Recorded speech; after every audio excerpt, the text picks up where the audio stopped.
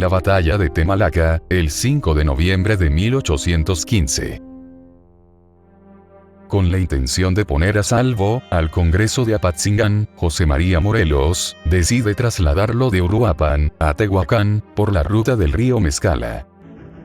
Enterado el virrey Calleja, designó al teniente coronel Manuel de la Concha, quien de inmediato salió al amanecer de la guarnición de Atenango del Río, junto con una brigada de aproximadamente 500 hombres, para interceptar la caravana. Morelos dividió su línea de batalla en 3 cuerpos. Se dice que en las escaramuzas intentó salvar la vida de uno de sus insurgentes y en ese momento fue aprehendido por 10 soldados realistas. El comandante de la división que capturó a Morelos en Temalaca fue Matías Carranco, antiguo militar insurgente que desertó en 1812. Al reconocerlo, Morelos le dijo: «Señor Carranco, parece que nos conocemos», y después le regaló un reloj. El generalísimo y 200 prisioneros fueron conducidos ante Manuel de la Concha, que fusiló a 150 y exilió a los restantes como esclavos a la ciudad de Manila. A continuación escucharemos el parte de guerra rendido por el jefe realista Manuel de la Concha al virrey Calleja sobre la acción de Temalaca, en la que don José María Morelos fue derrotado y hecho prisionero. Excelentísimo señor virrey don Félix María Calleja.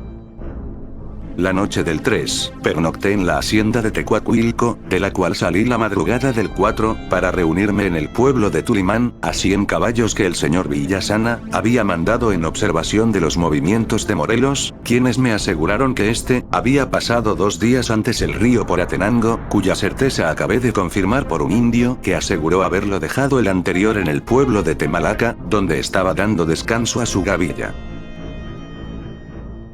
Con esta noticia, violenté la marcha para pasar el río aquella propia noche del 4, y habiéndolo verificado, duró esta operación hasta las 11 de la misma, y por lo mismo descansó la tropa al margen opuesto 3 horas, supuesto a que creí que si lo hacía más tiempo no había de encontrar en aquel pueblo a Morelos, quien seguramente la confianza de haber pasado el río y un fuerte aguacero que le cayó la noche del 3, le obligaron a hacer aquel alto en Temalaca, que distaba 6 leguas del río. Estas se me alargaron en extremo, porque sin haber tenido la más mínima detención, no pude llegar a Temalaca hasta las 9 de la mañana, hora en que puntualmente avistamos la retaguardia de Morelos, que marchaba camino al pueblo de Coesala, por la cumbre del cerro que intermedia. Un corto alto que mi sección hizo en Temalaca, solo con el fin de tomar un poco de agua que hasta allí había faltado, fue bastante para que los traidores en un corto trozo se apoderasen de la cumbre, la cual abandonaron luego que la división marchó hacia ellos, con la circunstancia de no haber dado esta, ni aquellos un solo tiro, cuya particularidad acaeció también en otra altura que a continuación tomaron, formando una línea de batalla de alguna consideración con su infantería y caballería. Desalojaron esta, en el mismo acto de observar que nosotros nos dirigíamos a batirlos en 3 trozos, y por lo mismo, se replegaron a unas lomas contiguas, donde Morelos había recibido la noticia de nuestra aproximación.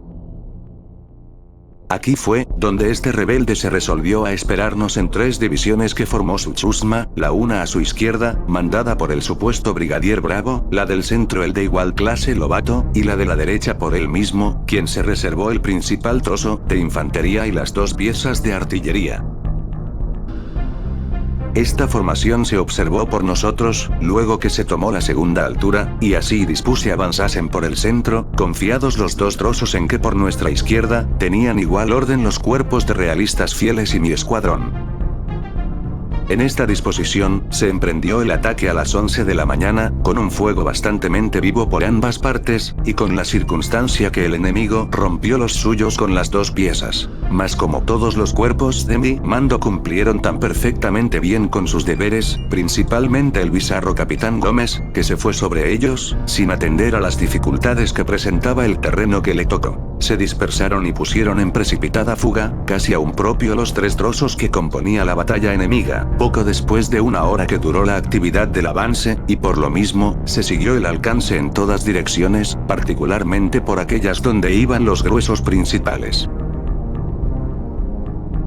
Uno de ellos, fue el que tomó y siguió a Morelos por el gran cerro contiguo a la loma de su formación, por donde se llevó un cañón, acaso con el objeto de hacerse fuerte en la cima de aquel. Pero la valiente caballería que tenía aquella dirección, sin haberle dado lugar para más que a subir la media, le quitó aquella pieza e hizo una mortandad horrorosa en la infantería enemiga que seguía a Morelos, y a este, lo apresó en una de las cañadas, el teniente de realistas de Tepecuacuilco don Matías Carranco, cuya particularidad lo hace recomendable, a pesar de que por aquel lado habían cargado muy cerca de 200 caballos de todos los cuerpos de que se componía la sección. Todo fue alegría, en términos que a la tropa, le pareció poco el ver cerca de 300 enemigos muertos en el campo, a comparación de la presa de Morelos, como objeto principal de sus desvelos. La pérdida de los rebeldes, con 30 prisioneros que se fusilaron en Atenango, no bajó de aquel número, con la circunstancia de que en el campo murieron también los cabecillas, Sesma el Viejo, Lobato, y Gallardo, sargento mayor.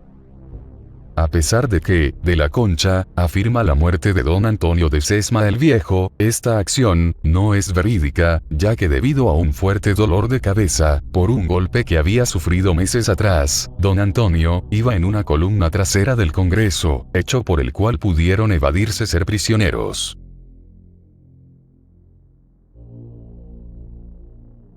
Después de detallar el botín de municiones, armas y plata, de la Concha, continúa diciendo: A Morelos, y al capellán Morales, los tengo bien asegurados. Los pueblos por donde he transitado hasta este, desde el campo de batalla, han concurrido a pedir su muerte en pedazos, por tantos daños que ha hecho y amenazaba hacer en la América.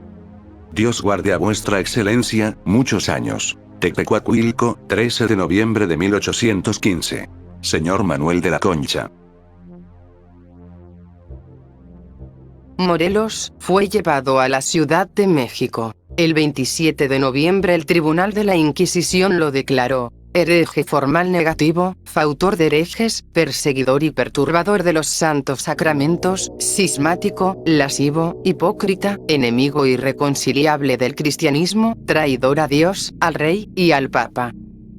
El obispo de Oaxaca, Antonio Vergosa y Jordán, realizó la degradación canónica, por órdenes del virrey Calleja.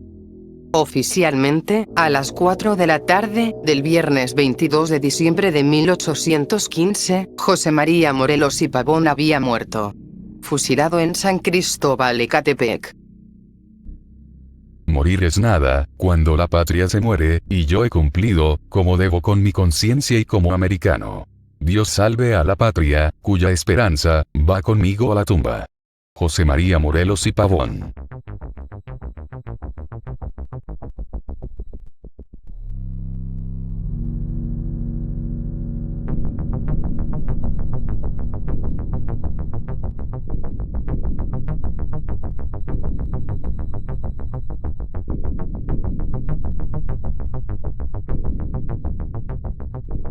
Esperamos que sea de su agrado.